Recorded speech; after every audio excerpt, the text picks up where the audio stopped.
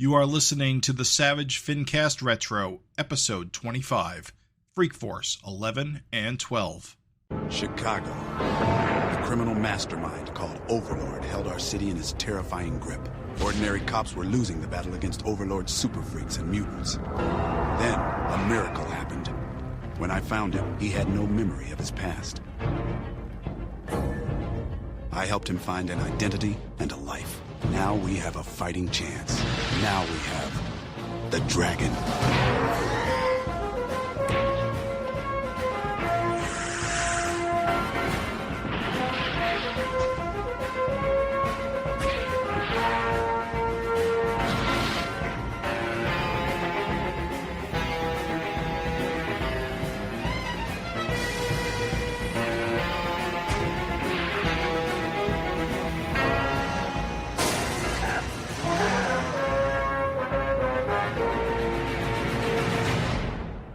This is the Savage FINcast Retro, the show that slow dances with your mom at the prom. My name's Raven Perez. I'm Jim Purcell. I'm Craig Olson. And this is the podcast that talks all things Eric Larson, Savage Dragon. But hey, babes, we're talking about those things that took place in the past. 30 years of comics that we took a look at, miniseries, spin-offs, all kinds of great things. Jim, tell them what's on the docket. We're going to be talking about Freak Force once again, issues 11 and 12. The start of what could be, in my opinion, up front, my favorite arc so far. And keep in mind, this is the first time I've ever read this. Same. I didn't read these until this evening, and there's automatically, from the minute you see this Dave Johnson cover. Oh my! I love this Dave Johnson cover. Yeah. Yes, sir. You automatically get a feeling. Whoa, this one's going to be a little bit special. So I love the Ricochet tugging on Mighty Man's cape as he's flying, like just that on the cover. Just I don't know. It's just dynamic. It's brilliant, dude. It's a beautiful cover. So, if you recall, last time we reviewed Freak Force, I was kind of complaining that the Keith Giffen of this series doesn't feel like the Keith Giffen of other comics I've read by him. Mm-hmm. This issue feels like Keith Giffen. This is the kind of shit Keith Giffen would do. This opening sequence with the cosmic cops arriving at Earth and the list of all the people dying, that feels like a Keith Giffen opening. I know Larson scripted it, but I got to imagine it's a combination of both. It's just this is how you open a comic book, with the oh shit moment. Yeah, he's walking like an Egyptian, and then Vanguard's walking like an Egyptian, and then it gets real grim real quick. It's fun to see Vanguard too, because it acknowledges the other characters in their situation, because you know Vanguard would be alerted to this invasion because that's the whole reason he's here. But of course, Vanguard's also an idiot, and so he gets completely blindsided by it. It's cool to see his satellite again. You don't see it enough. I got to say that the Dave Johnson alien ship on the cover is a lot better than what we get on the inside. Okay, yeah, that's true. With the plus sign shaped one inside isn't as cool as this round one. That could have been better. Vic, I will give him his due though. The cosmic cops, as we come to find out, are cool. They're cool looking guys. Yeah. I think some of his best work in this. Yeah, I was gonna say that his art is on point on this issue, and he cut the shit with all the weird panels. Yeah. That weird like silhouette thing going on, like just some straightforward panels. There's some even kind of dynamic camera angles. I think I was complaining somewhat about the art in the last few issues, and I think it's improved greatly with this one. Yeah, I agree.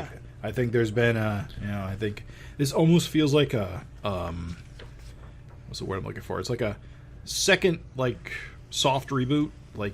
Everyone's putting in their A game on this one. Yeah. Yeah, like I think had if this you been look at number one, goddamn. Yeah. if you look at the letters page, I think it's this issue. You know, someone's complaining about the Cyberforce Freak Force team up, and Eric's like, yeah, he's like, I feel like, you know, Keith and I work well together, but there are definitely some times where we just missed the mark, and that was one of them. And that was a pretty bad team up. So we need something to kind of pull us out of that mode. And I think, you know, we had the Joey Finkelberry story, which was pretty cool. Yeah, I liked it. And then I think these next 3 issues, 11, 12, and we'll get to 13 on another episode, but I think this is kind of like the high mark for the series. Definitely, as far as I'm concerned, the best of what I have read yet. Yeah, like I said, I think this is the best Freak Force has been even since its introduction. I feel the first 10 issues of this series are not great. Serviceable. It's on the tip of my tongue. But this, I feel like this is the real deal. This is why I would be here. It's unfortunate it took this long for the series to find these kind of stakes, I guess. Yeah. Yeah. Stakes is what the series has been lacking up to this point. Oh, for sure, dude. This is, you know, up to this point, I don't know, Freak Force, they're kind of bumbling. They're fighting low-level type guys at most points. And this, like you said, the opening scene is really like, oh, what the fuck is this, you know? And then, like, it's really creepy the way, like, their ship unfolds and is, like, just killing everyone and creating their own atmosphere. It really kind of is jarring for this comic. Yeah, it's like a whole nother level. When I think about, like, I don't even remember. This is what's a shame about it. So I don't even remember those lame ass bastards in the purple outfits that were just basically purple spandex with no real design to it. And it's like you see them, and then think about like fighting them versus like these imposing guys that just drop down. They take out Vanguard. They just start killing people in like the city, just all over, like choking them out, setting them on fire and stuff. It's a whole different vibe. Although the story does kind of like hang a bell on the fact that Freak Force has been kind of like not taken very seriously, because these aliens, they put out an ultimatum that says that don't send any of these superheroes to stop us. We know who they are. Yeah. But Freak Force doesn't make the list. Yeah, I think they mentioned Brute Force, and then Jake Farrell's like, how do they even know who they are? We haven't, you know...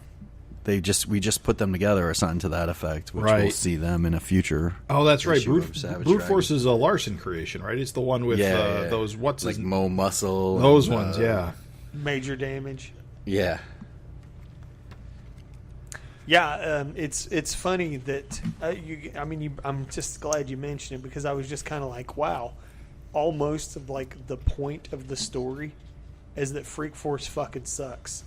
Right. like bunch of amateurs. Even Dart is just sort of in this issue where she's just like, geez, I don't know. Like, fucking, having doubts about this team. I feel like that's every issue where they're just like, oh, should we keep going? We kind of suck. Yeah. But the thing is they do. Like, what the fuck made Barbaric think they needed a danger room? Yeah. Well, because he saw it on TV. He's just like Horridus. He's very informed by mass media. He's a dope. He's a big dope. Yeah. It's funny, though, that is in stark contrast with the idea that they're, like, poor and not doing so good. That they have a danger room, too. I think the idea is they got paid for the Brazil job, and then they blew all their money on this. Yeah. And it was Dart's idea, too, right? Yeah, like, oh, no, Barbaric talked Dart into it. Yeah. Yeah, it's funny. It's funny because, like, they set up this really super imposing, like, you know, setup, and then they're kind of like, bring in the Z League. Wah, wah. The scene where, like, Super Patriot goes through the brick wall, and the hole in the wall is perfectly circular. Like, has anyone ever seen, like, you break through bricks? They're always, like, jagged like bricks. You know what I mean? Like, they're never, like, a perfect circular hole through a brick wall. Clearly, it would be still bricks intact. It would be very rectangular of the hole. Poor Vic. He's got to fuck it up here and there. I also that's kind of a dick thing to say. One thing I like is like half the issue is like set up and you never see Freak Force. Yeah. Which I think is actually a really fun idea. These cosmic cops, which we'll find out, I guess, as the issue goes on, but I don't know if they're even called that in this issue. I think maybe we find out the second issue, but they're really gross. Yeah, they have like those slimy mouths, and then they have these spider robots that turn humans into like their little slave drone guys, and they just create them as little like ant eggs or something that attach to the back of these guys. It's very, very strange and imaginative. Much better to compare them to the like car dealership noodle aliens from the previous, like the unstoppable ant parasite, right? Yeah. Like, fucking thing. And it's just like, even then it's just like, man, the design work is just leaps and bounds better. Yeah. Also, we get more of a what's his face, the government guy, Jake Farrell. Yeah, he's got history with Super Patriot, so it's kind of nice to see him tied into things as like. Well, and he's still trying to figure out the Covenant of the Sword. They're still kind of in the Larson universe, and he's dealing with that. And then this shit comes up. Yeah, I like the old general character who's like, goddamn, well, goddamn, Freak Force, goddamn it. You can sort of tell he's kind of a Jack Kirby type character because he's got the eyebrows and he smokes, which is actually something interesting because nobody smokes in Savage Dragon, but this guy smokes a lot. Yeah. Yeah, I guess the guy's fucking rolling. Vic was generous with the fucking see the vape. The Victronics. Yes. Vic's little computer system. Yes, dude. Let me ask you, how are you guys feeling about this Matsuda pinup? I think it's pretty awesome. Yeah, it's decent. It's pretty sweet. Yeah, I like it. I think it'd actually do better with maybe better coloring, but it's not bad. It's very 90s. Yes. Very. Oh my gosh. You can tell it's 90s because there's the teeth are connected. There's lots of spit in between Barbaric's teeth here. Mm-hmm. Hortus has got a lot of face too. She looks like Pac-Man or something. Yeah. I like it. I like it. Super Patriot looks cool as shit. I actually thought Jeff Masuda did more, but I looked up his credit stuff online, and I guess I just thought they did more, and they did a few X-Men runs, a few things, but not much. Kaboom. I will say, there's one thing, like, it's funny, like, artists, like, good artists can really get the feel, or maybe you just didn't know the character, but Dart looks like a little teenage innocent girl when she really should look more like in her 30s as, like, a kind of a stronger woman, Right. Yeah. But you are right, though. That is a fucking badass looking Super Patriot. Like, he went fucking off on that robot arm. yeah. You gotta try to outdo the Dave Johnson. Yeah. Try and fail. Nice try, Matsuda. I'm kidding. Do you notice the random people wearing Christmas hats? What's going on? Is this Christmas? I don't know. During this story arc, I see several Christmas hats in the back. I don't see any snow, although the issue Santa. The issue does come out in November. Yeah. There's no like Santas or rainbows, like candy canes, no kinds of decorations, and yet I do see random people wearing Christmas hats here and there. It's funny. It's cracking me up that there's a panel the one we were talking about with the hole in the wall when they're all peering out the hole. Mm-hmm. What's going on with Rapture's chest? Hold on. Oh, you're talking about yeah. Listen, I'm just saying, like, has Vic ever seen a woman? Like, what is happening, dude? It's rough. A little weird. Poor Vic. Yeah, little is right. Little low, little weird. We do finally get back to Chelsea Nirvana, and this other guy who I recall we saw very briefly in an earlier issue. I forget Jerry what the Inhabitor. The Inhabitor, yeah. So that plot line's still moving along. I will say that it's funny because I feel like Vic's faces, above anything else, I feel like Vic's faces are kind of getting less stiff. Right. And yet there's still a lot of Vic-isms in them. But like that face where Chelsea's tongue is sticking out, just right. a good face that I feel like he couldn't have drawn at the beginning of this series. He's improving on the job. That's what I'm saying. Yeah, we're learning a little bit more. You know, I mean, Jerry's definitely got it out for Barbaric and Ricochet. Mm-hmm. And we'll find out more as we go along. Then we get this quick cut to Johnny Redbeard, which I'm pretty sure is not followed up on in the next issue. No, it's his first appearance. Is it? Is it? Yeah. Yeah. They talk about him in the Megaton Savage Dragon, and it's more of the joke to kind of introduce, you know, a crack on John Byrne and introduce the John Byrne type characters. But Johnny Redbeard, the very first time he's shown, is drawn by Vic. Vic did a good job, dude. I remember later when this was drawn by Eric, I was like, it's pretty cool. Like, he's kind of like got a cool design there. Yeah. I think he only shows up like 1 or 2 times in Savage Dragon. Well, 1 or 2. He's turned into the big head. Big head, yeah, exactly. MODOK. In the Savage world. You know, I'm not as impressed by his appearance, his costume, but it does make more sense now that if he was designed by Vic, why he looks the way he looks, because it is kind of a Vic look. Very Vic. Yeah. But for Vic, it's good. I mean, look at Vic's other designs, and goddamn, this is like head and shoulders. This is the man who, if you look at this thug that is standing just opposite of Johnny Redbeard, and his hot pants. Yes, his hot pants and sleeveless vest with a pop collar. What the fuck? What fashion is that? Johnny's got tea and scones, just sitting on the table. And look at the background over Johnny's right shoulder. That is Wolverine fighting Venom. Yeah, Johnny Redbeard only shows up in Savage Dragon 51. Really? Damn. As a flashback. He's in...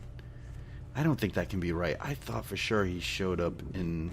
Yeah, doesn't he show up when he gives... Gang War. Doesn't he show up when he gives... not Bludgeon, the other one.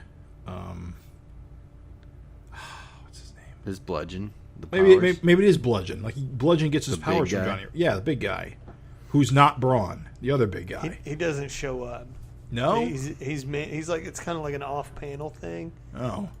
Yeah. Well, he's in backups in like 115, maybe that's a backup flashback, but the rest is like him as, you know, the creator. Right. Yeah, when he's the creator, then he's the MODOK. You know, when he got a big head. Yeah. But I feel like he showed up in Gang War in the 20s at some point. I could be wrong. I could have swore that was the case, too. I have a very vivid memory of a full-body Johnny Redbeard drawn by Eric. There is one, yeah, definitely. Well, at any rate. We'll get to it. That's issue 11 in the history books. And as far as ads go, we don't have anything too memorable. I got to say, Bendy Violator is going to get love from me every single time, dude. Only from Todd Toys. This must be before they all became statues, because I see that Spawn has joints in his legs. Yep. Yeah, when they were just real playable action figures. Imagine that. Kids still collected them. They wouldn't be this way again until just now. Yeah. McFarlane action figures are actually really, really, really fucking good right now. Well, these were actually meant to be played with, honestly. They weren't really, like, just supposed to sit on a shelf. Right. So, Freak Force 12. I was going to say, jumping to issue 12, Craig, Vic instantly redeems himself. That is a jagged brick wall right on the cover. There you go.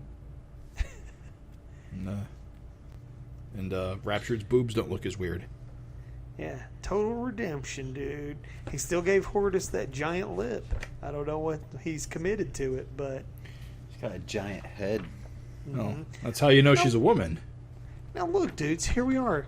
I guess Vic chose to make it Christmas themed because this next issue prints in December, Yep. and there's the woman with the Christmas hat right on the next page. That's definitely a Christmas hat, yes.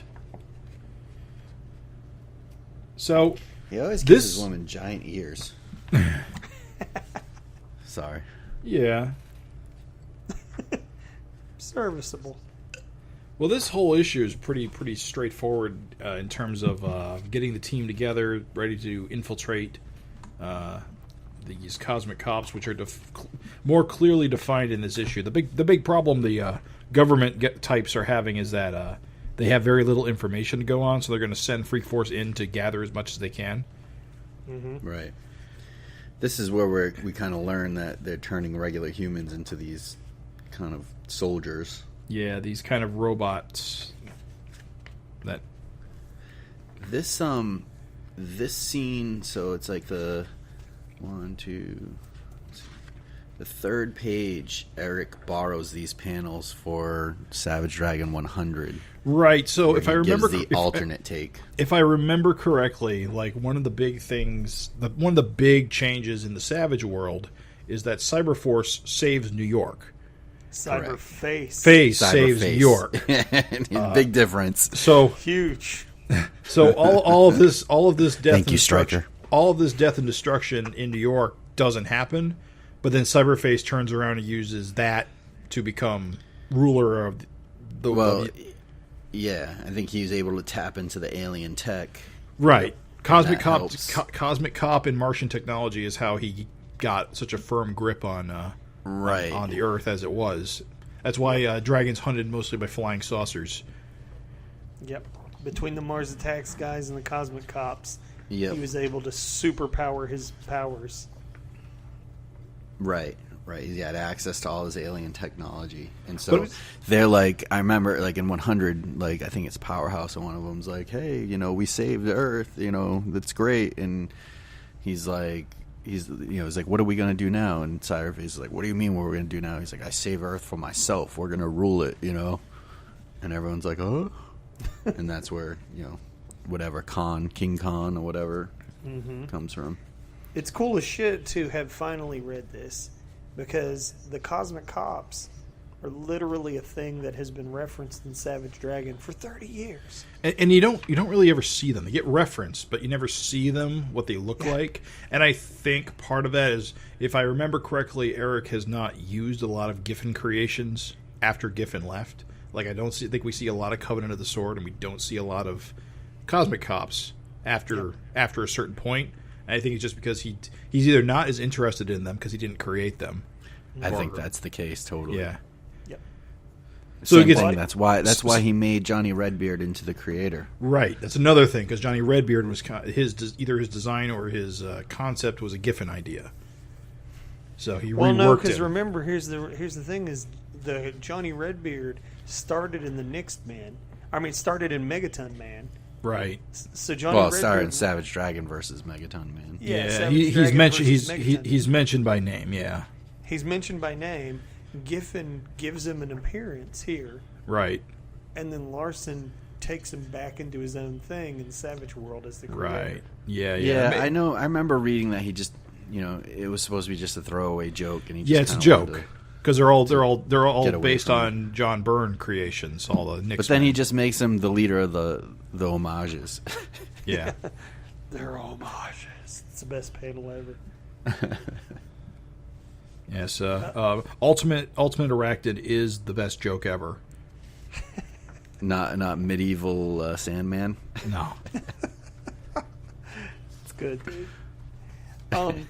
I think Vic does a good job with this splash page of the Freak Force and, of course, the old guy and his wife. Yeah, big man, who again are characters we see briefly at issue. Mr. Big. Mr. Big. We see them Yeah. briefly. There's a Liberty League story in something. I can't remember if it's 100 or a There's a later flashback in Super Patriot, isn't it, where we see them? Maybe. Or no, it's the one where Dread Knight on the cover. Right. And That's Eric does a flashback in different styles. I think it's to show the breakup of the Liberty League because I believe Super Patriot has ideological problems with these guys because he's a liberal and they're a conservative and they just don't get along. Imagine that. It's weird. It's a weird plot choice, but okay. And also they don't get used very much. They get mentioned, they get shown here, and then you don't see them again for the rest of the issue. Yeah, I mean, they're supposed to... Yeah, I don't know. They're just supposed to be like that whole Ant-Man and Wasp type. Yeah, because the Liberty League has Friends of a lot of Avengers qualities, where Super Patriot is Captain America and Mighty Man is Thor, and these two, and then Battle Tank. He's part of the team too. So it's like they're basically the founding Avengers. Spoiler: they needed someone to die. I will say that I find it just a bit silly that Vanguard just gets something dropped on his fucking head again.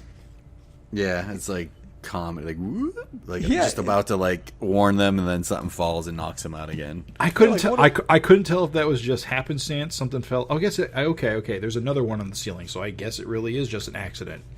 It What a shouldn't have fucking been oaf. colored green. Like that kind of throws it off because it looks like something shot him. Right. Yes. That's Yeah. what messed me up. Yeah. So yeah, basically this looks to be an explanation of why Vanguard isn't involved sooner or at all. Well, that's what Yeah. I'm saying is it's just so oafish. And Craig, you're 100% on the money. The sound effects are the only. At first, I thought he got attacked, and I was like, "Oh shit, they're really keeping Vanguard like out." And then I was like, "Wait a minute, snap!" I was like, "Fucking something just fell out of the ceiling and hit him." What an oaf! Yeah. What a buffoon! This is where we see that they're the cosmic cops on his little computer. And I guess you know what? I think the only reason these pages are here is because we just saw Vanguard in the story, and so they don't want people asking where's Vanguard. Yeah, like I think I would have rather he just stay knocked out the whole time. I think the cosmic cops are chasing the Matrix ants. I think that's what comes out of this. That kind of makes sense. I guess it's all in the third issue. Yeah, we'll I see. can't remember. I haven't read it yet, but I think that's why it ties in with like Vanguard and. I mean, obviously, his race knows who they are, and that's how we learn who they are. We It's get a cool concept, though. They're establishing precincts. But yeah, I guess it isn't really clear what they're policing though. If they're trying to control the planet or if they're actually looking for something. Well, it's Just establishing. Yeah, they're basically like fascists. Like Right. they're called cosmic cops, but they're spreading definitely terror, but under the guise of control. Like It's just, it's funny when like there's like alien language and they just use like terms like cops. Right. Like, yeah. cosmic cops. Well, I mean there's precedent for that. There's some interesting quirks to like the Japanese language. When you translate it into English, you get really, really literal concepts or things that simply do not have straightforward translations that you have to replace with something that doesn't make as much sense. So it's not crazy that would happen. It just seems like it would sound more real if it was like cosmic officers or cosmic law enforcement. But it's like cosmic cops just kind of sounds silly. Or cosmic controllers or cosmic, like, something like that. It's the cosmic cops. Yeah, copper. Yeah, I'm with you. I always thought Cosmic Cops was a little bit of a weird name, but it's memorable. I will say that. Yeah. It sticks out in your head and stays with you. Copper. It's true. You never forget it. Yeah, you're never going to forget Cosmic Cops. Cosmic I like what? this- Shut up, you.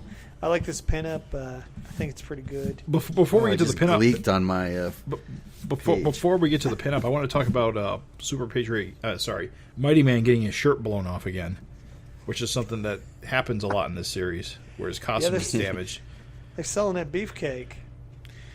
I will say that that Mighty Man pinup. Mm-hmm. Yeah. Hal Gordon must have inked that, right? Well, you're talking about this pen. You're talking about the pinup. Yeah, not the pinup. I'm sorry, not the pinup. The splash of Mighty Man. Al Gordon. Yeah, there's a lot of different inkers. Oh, I forgot. Yeah, you're right. There are 3 different inkers in this. It's Mike Miller, Al Gordon, and Chad Hunt. Okay, I actually completely glossed over that. That's probably an Al Gordon looks page. very Wild Star-ish. 2, 4, 6, 8, 10. Yeah, that's page 10. Yep. That is a great splash. Oh yeah, yeah. I think that's why Vic's work is singing here. He's got a lot of like different inkers, and they're bringing life to his work. I got confused because Gordon also inks the pinup. The pinup, yeah. Which I think is a decent pinup. Yeah.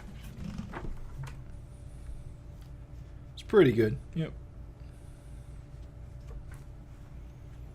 I think I don't know. Al Gordon is an inker I can usually spot from a mile away. I think he has some. His inks are really recognizable, especially when he's like inking Eric, which is he's done a few times. It's pretty recognizable on that Mighty Man splash, especially in the face. Yeah. Snuck up on you this time, though. It did actually. I'll be honest. I didn't realize it until now. He inks a lot of Giffen stuff, and I think he always makes that sing as well. I do not like this dart face on the following page where she's like, "Oh my god!" What one where half her face is covered in hair, or? Well, there's like the one where her and Ricochet are about to like just volunteer to get in line with the other victims. Oh yeah. And she's like, "Oh my god!" And it's like, "Whew, that is not a Vic face, but I don't know who did it. That's not a good face." Well, I think the problem is the angle. You're looking up her nose. That doesn't help matters. It's never a good angle, but also her eye is like the one eye's like looking inward, and it's just I'm not about it. No. But their whole plan of infiltrating the line by just getting into it is kind of. I mean, I guess it's a good thing that these drones don't seem to have a lot of intelligence. Yep. Of course, they're shown to show even less intelligence later when Ricochet uses her powers in plain sight and they completely miss it. Yeah. Well, they might not know.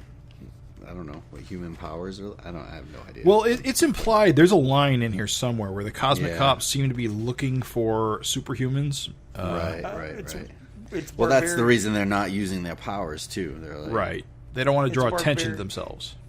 Barbaric and Ricochet, as they emerge from the water, the bottom panel on the opposite page, the one guy calls them Terran paranormals. Right. So, he recognizes that they're superpowered. Which, it's interesting if they're trying to find other, superpowered paranormals, that sort of thing. Or at the very least, get rid of them because they know they're the biggest threat.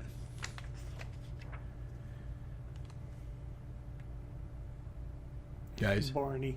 It's just funny to have Rapture call Barbaric Barney. That is his name, though, right? Yeah. Yeah, it just doesn't seem right. It's like Barney Red Bear or something. Yeah, Barney Running Bear. It's like, come on, Barney. It's funny as all. Yeah, they like for whatever reason the Cosmic Cops are kind of taken with Barbaric. They want to study him. Well, he's a little overt, hard to miss.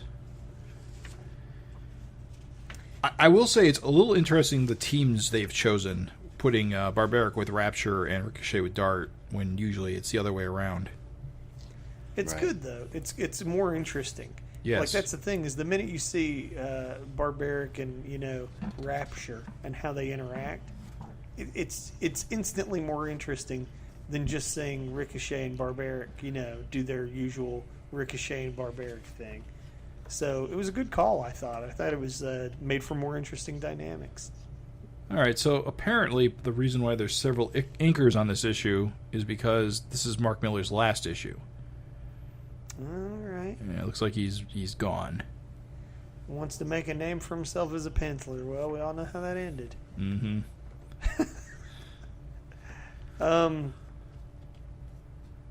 Yeah, I don't know. I like the different inkers. I think that he was probably, if going by this issue, he was probably a reason why a lot of Freak Force looks shitty, is to be honest. Because clearly if Vic has a different inker, Vic's work goes to a different level. Yeah. So it's kind of like good riddance, Mike. You know? Well, See ya. well, yeah, a lot of the weaker art issues were inked by them, so... Definitely lazier. These last few pages by Chad look pretty good. Yeah. Because he's going to become the regular inker, at least according to the letters page. Ooh, cool. Yeah, dude. I mean, listen, here's the thing. You know, we're hard. We're hard on old Vic. You know, the Giffen Larson gumbo doesn't always make a delightful stew. Sometimes it's just two things that taste great but don't taste great together. But you know what? These issues sing for me. This is Freak Force as perhaps it should have always been. Just my opinion. Just how I feel. I give them 8s. Yeah, I mean, looking back on it too, the fact that Eric made the Cosmic Cops a big plot point in issue 100 for like the Savage world kind of also strengthens these issues a bit for me. Where it feels like now looking back, they're not as throwaway of a character. Which I don't think they're ever throwaway characters, but they're way more memorable now, knowing the impact that they have. Right. Yeah, 100%. I mean, as I'm reading these, like, I'm super extra engaged because the crux of Savage World was that, you know, Cosmic Cops came down and Cyberface jacked their stuff. And it's like, oh, when you see how, like, much ass these guys are kicking, it's like, okay, I see that. In Cyberface's control, that would be incredibly lethal. It's too bad we didn't do 13 in with this just to end the arc, but I mean, no need to rush through them. I like how some of the characters shine in the ending of this, storyline. So we'll get to that next issue, next episode. Either of you notice the cowboy in the last page? Yes. Random cowboy. It's like Howdy Doody or something. And Fantastic 3-man. Fantastic 3 guy, yeah. The cowboy and Fantastic 3 guy. There's always some weird shirts in the pages of Freak Force, I gotta tell you. Among Vic's many weaknesses, making weird extras. Savage Dragon and weird spandex. Is that a weakness? It's only a weakness in that they don't seem natural. It's like, what the fuck is this cowboy doing here? I mean, not everyone can do scribble people like Eric. Well, fair. I will just say that, like, to me, again, these have been the strongest issues. Like, look at the Rapture. Getting out of the water with Barbaric. We actually got a wet-haired, sexy Rapture. Vic has never drawn a sexy woman in all 12 of these issues. Okay, so I'm gonna have to stop you right there. I think he draws Dart real good. I don't think he gets Rapture very good, but I think his Dart is on point. Yeah, the Dart's decent. Ugh. Ugh. It's got a jaw like a moose. Yeah, exactly. I mean, we know what Jim's into. Yeah. Well, I mean, there's Moose that jaw. one. Who's that wrestler? The Man, Becky Lynch. Yeah, Becky Lynch. Yeah. Becky Lynch has got the jawline. I mean, it can work. What? Just Vic's. Google, dear listener and Craig, Google Becky Lynch. I know what Becky Lynch looks like. I've never noticed her jawline. Not you, dude. Well, you know who's got a strong jawline? Jennifer Gardner, and she's pretty smoking. Or at least she was. I haven't seen her in a while. Excuse me, my point is that a strong jawline can be very sexy. What Vic gives is not sexy. It's like a fucking General Slaughter jawline. Sergeant What am I Slaughter looking up? A jawline? wrestler? A wrestler? I demoted him. Becky Lynch. Yes, she's Becky a wrestler. Lynch. Yeah, Becky Lynch is a wrestler. One of A lot the best- wrestling talk. One of the best wrestlers of our generation. My Listen, generation. That I've never heard of. She does have a job because she made a tweet joke about it. She said the jawline more structured than your life. Respect it. I was like, oh, that's fucking funny. Yeah, Anyway, it's not too Vic, bad. I'm saying, Vic, I'm sorry. His dart, his rapture, horrible. In this issue, sexy rapture. That's progress, baby. As far as I'm concerned, that's progress. You got kick-ass aliens. You got, like, some respectable action and poses. Right. He's getting there, dude. I always have said every issue got better and better. Well, like this series is on the upward swing. Oh yeah, this is good. I love this. I want more of this. I hope we get more of this all the way to the end. We'll see how that pans out. Because I don't know. I haven't read anything past this. Me either. You're getting my first time impressions as well. Unlike Craig, who somehow remembers all this stuff. It's crazy. I don't remember the important stuff, but I remember all this stuff. And then it'll be a bunch of stuff I didn't remember that we'll get called out on. Mm-hmm. Hey, look, thanks for listening. Before we close this out, one thing. The Savage Dragon sculpture ad. Oh, yeah. Orders exceed production. Uh-oh, is that what How it many says? of these things do you think were made? Orders exceed production. Do you see it on the ad? I'm looking through my issue. Which issue is this? Oh, it's on the inside of the flip, isn't it? The poster, isn't it? Yeah. Let's see. Orders exceed production. What a weird and unexplained thing. People were shelling out big bucks for this thing back then. It's funny, thinking about like the internet age now. It's like if you saw something you liked, you just sent a check or a money order and hope the thing came back. Allow 6 to 8 weeks for delivery. Just sitting there hoping you get it. Yeah. And who's Scott Turnbull in Honolulu, Hawaii?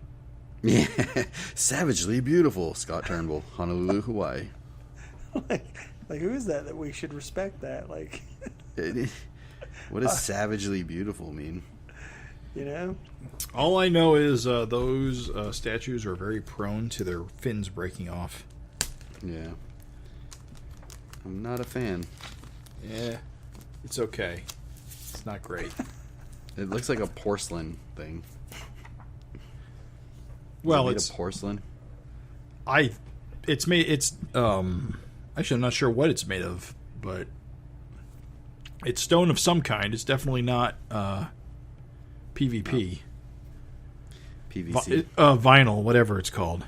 Yeah, they wouldn't have been. Vinyl's kind of something they got into like the after the 90s. This would have been like some kind of fucking not stone. I don't know. Stone. Is it called resin? Maybe ceramic. Ceramic. Yeah, this would have been. Well, resin could be anything. You could have plastic resin. You can have. Porcelain, something like that. Well, for $100 to $50, it better be made of stone of some kind.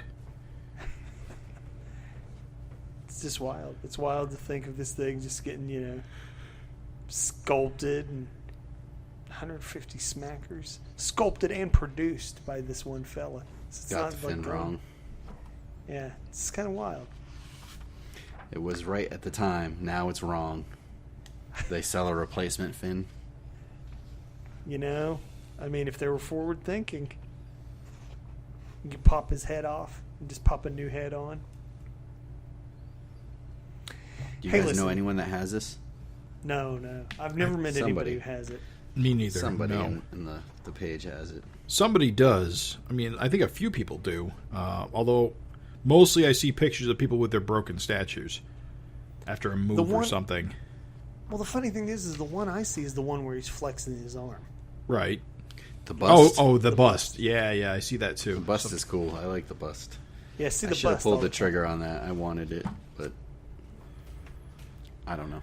I'm not into statues as much. I'm not either, and that's why I just ultimately didn't. I guess it was a bust. It was a bust, but